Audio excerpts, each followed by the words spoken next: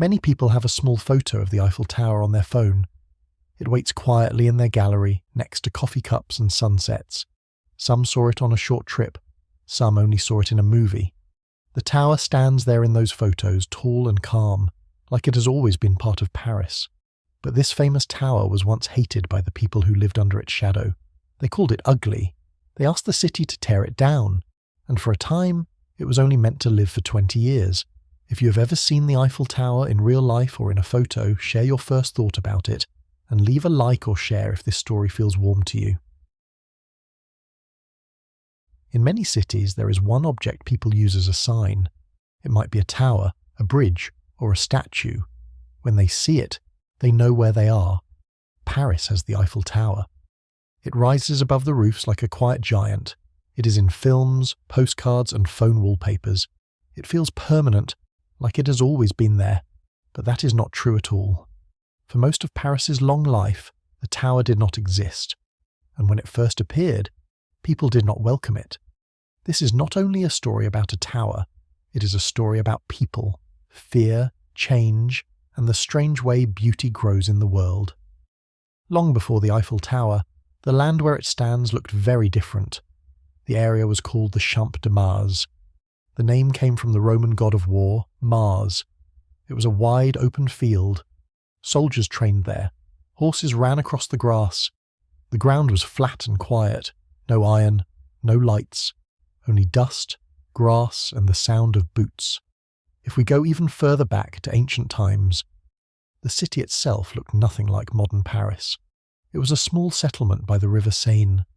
The people there were called the Parisians. They were a Celtic tribe, a group of people who lived across parts of Europe.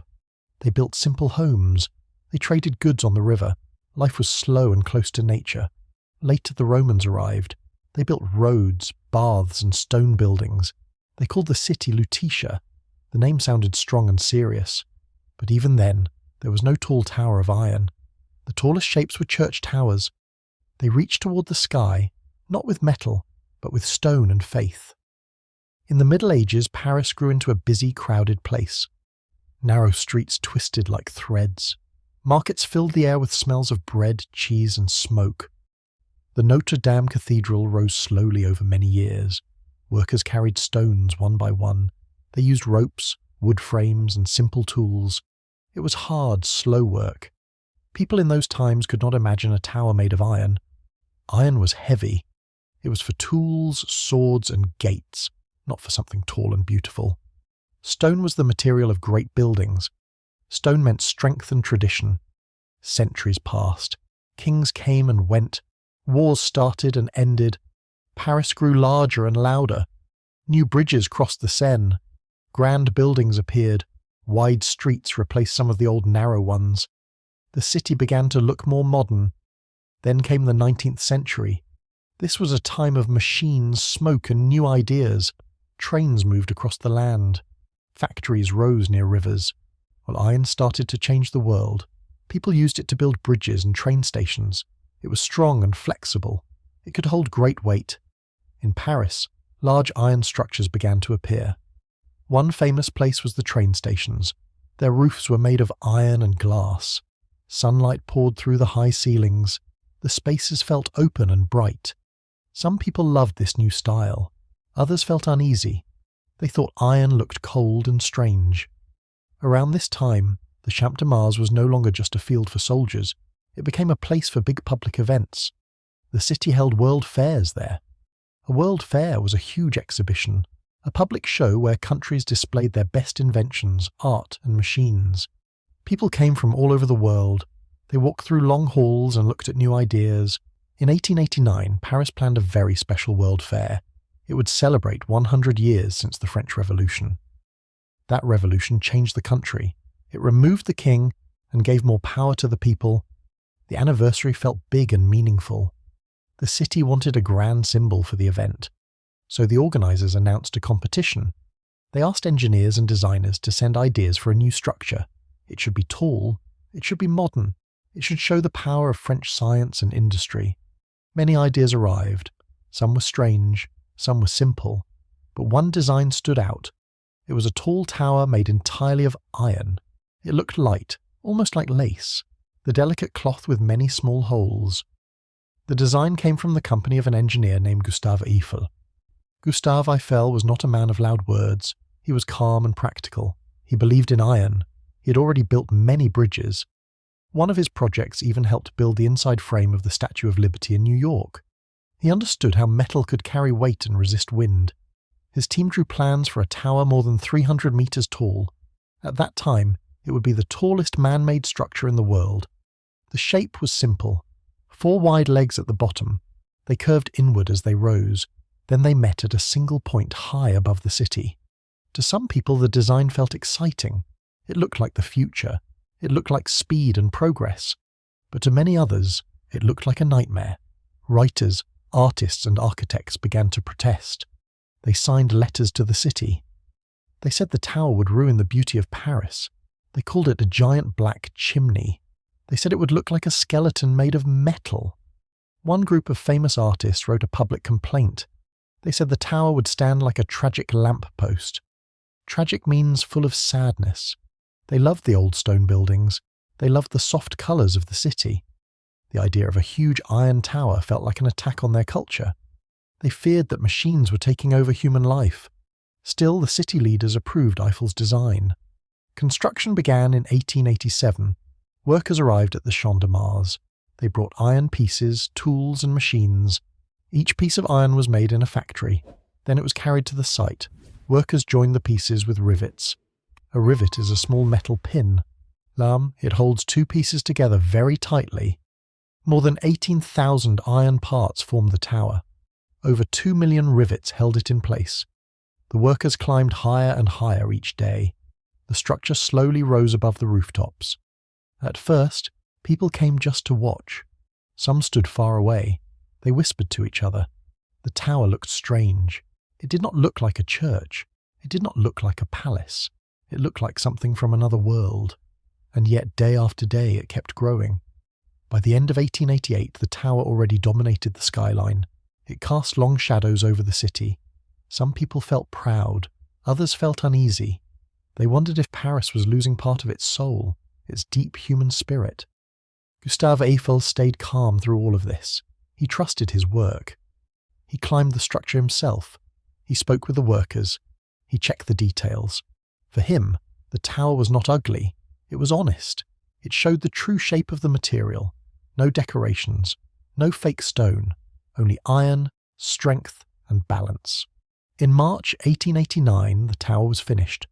It stood tall above the city just in time for the World Fair. Visitors arrived from many countries. They looked up at the Iron Giant. Some felt fear. Some felt wonder. Many felt both at the same time. But almost nobody knew one quiet truth. The tower was not meant to stay forever. The contract said it would stand for only 20 years. After that, the city could take it down. And so, from the very beginning, the Eiffel Tower lived with a kind of silent countdown over its head. When the tower opened to the public, long lines formed at its base. People looked up and covered their eyes from the sun. The iron legs curved above them like 4 giant trees made of metal. Many visitors felt a small fear. They had never stood under something so tall. To reach the top, they had to climb many steps or use special elevators. These elevators were new machines. They moved slowly along the curved legs. Inside, people held the rails and looked out through the glass. The city slowly sank below them. Roofs became small shapes. Streets turned into thin lines. At the first platform, people stepped out and walked around. The wind felt stronger there. The sounds of the city grew softer. Horses, carts, and voices mixed into one quiet hum. Some visitors felt calm, others felt dizzy. But almost everyone felt something new. At the top, the view was wide and open. The river Seine curved like a silver ribbon. Churches, bridges, and streets spread out in every direction. For many people, this was the first time they saw a city from such a height. It changed how they saw Paris. The city no longer felt like a maze. It looked like a living map. During the World Fair, the tower became the main attraction. More than 2 million people climbed it in the first year. Vendors sold postcards and small models of the tower. Children carried tiny iron souvenirs in their pockets. Still, the protest did not stop. Many artists continued to hate the tower. One famous writer, Guy de Maupassant, often ate lunch at a restaurant on the tower. When people asked why, he gave a simple answer. Indeed, he said it was the only place in Paris where he could not see the tower. From the ground, it followed him everywhere. From the top, it disappeared. There was a quiet sadness in this reaction. The tower made some people feel that their old Paris was fading away. The city of stone and slow beauty was changing into a city of metal and speed. Change often feels like loss at first. I think this is one of the most human feelings we carry. We love what we know. New shapes can feel like strangers. After the World Fair ended, the tower stayed in place. Tourists still came to see it, but many Parisians ignored it. Some still called it ugly. They waited for the day it would be removed. Gustave Eiffel knew about the 20-year limit. He also knew he had to give the tower a new purpose. If it only stood as decoration, the city would tear it down. So he looked for ways to make it useful. At that time, scientists were studying radio waves. Radio waves are invisible lines of energy. They travel through the air and carry messages, but they needed tall structures to send those signals far. Eiffel offered his tower for experiments. Scientists climbed to the top and placed antennas there. An antenna is a metal rod that sends or receives radio signals. From that height, the signals travelled much farther than before. Slowly, the tower began to prove its value. It was no longer just a symbol. It became a tool. The French military also saw its use. They used the tower to send messages during times of tension in Europe. Then came the First World War in 1914. Soldiers left their homes. Fear spread across the continent. During the war, the Eiffel Tower played a quiet but real role. Its radio signals helped the French army intercept enemy messages. Intercept means to catch something on the way. They caught signals sent by the German forces. These signals gave clues about enemy plans. One important message helped the French army prepare a counterattack near Paris. This battle stopped the German advance. The tower did not carry soldiers or fire guns, but it helped save the city in its own silent way. From that moment, many people began to see it differently. The 20-year limit came and went. The tower was not destroyed. It had become too useful. Radio and later television signals passed through its metal body. It turned into a centre of communication. Then came the Second World War. In 1940, German forces entered Paris. The city fell under occupation.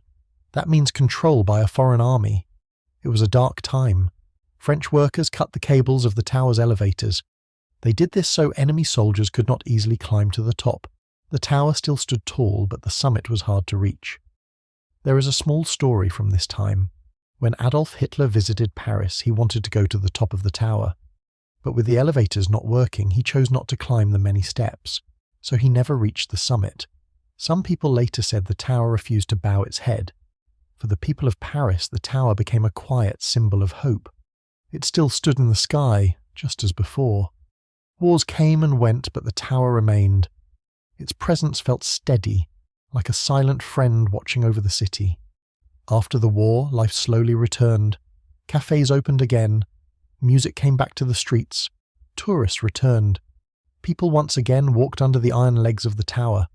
By the middle of the 20th century, the Eiffel Tower had changed its meaning. It was no longer strange or temporary. It had become the face of Paris itself. Couples took photos under it. Artists painted it at sunset. Children around the world drew it in their notebooks. The structure that once caused anger had become a symbol of love and beauty. It had survived protest, war, and time. It had watched generations come and go beneath it. And slowly, without anyone noticing the exact moment, the tower moved from being a machine of iron to a keeper of human memories. In the years after the war, the world began to move faster. Airplanes crossed oceans, cameras became smaller.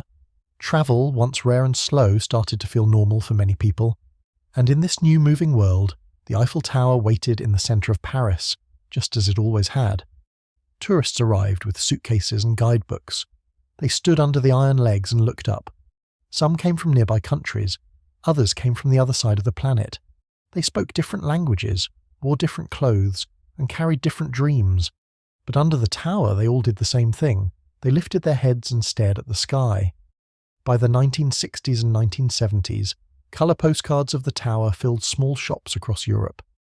The image of the tower began to travel far beyond France. It appeared in films, advertisements, and school books. For many people who had never left their hometown, the tower became a symbol of another world, a world of art, romance, and quiet streets with small cafes. Then came the age of television. The tower stood in the background of news reports and travel shows. People saw it while sitting in their living rooms. It began to feel familiar, even to those who had never visited Paris. It became a shared image, something the whole world could recognize. Later, the digital age arrived. Phones replaced cameras. Photos no longer stayed in albums. They traveled across screens in seconds. Millions of people took pictures of the Eiffel Tower every year. Some took selfies with it behind them. Some captured it at sunset. Others waited for the night when thousands of small lights covered its body. Every hour after dark, the lights sparkle for a few minutes. The tower seems to breathe. It feels alive, almost like a gentle heartbeat over the city. People stop walking, they look up. Some hold hands, some stand alone and smile softly.